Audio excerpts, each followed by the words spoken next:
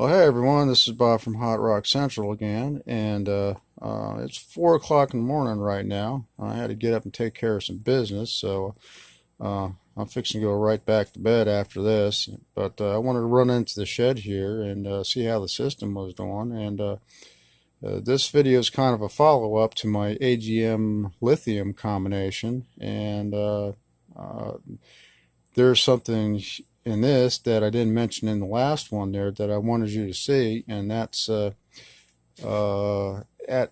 26 volts right now, the AGM bank is only contributing less than an amp to the system.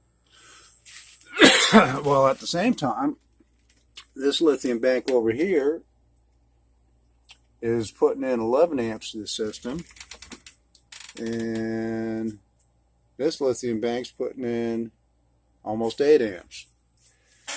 So what the point is on this is that the AGMs really don't start kicking any energy into the system until it gets down to about 25.6, 25.4, and then it starts gradually rising as the lithium banks start going down.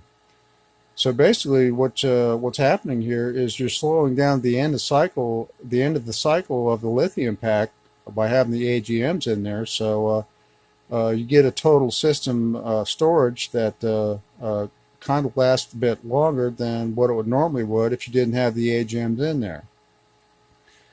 So anyways, I thought that was kind of fascinating that you guys might be interested in seeing. So anyways, that's all I got to show you on this one, and I will see you again soon because I've got a new inverter coming in. As soon as I get that hooked up and everything, I'm going to want to show that off. So I'll see you all in the next video.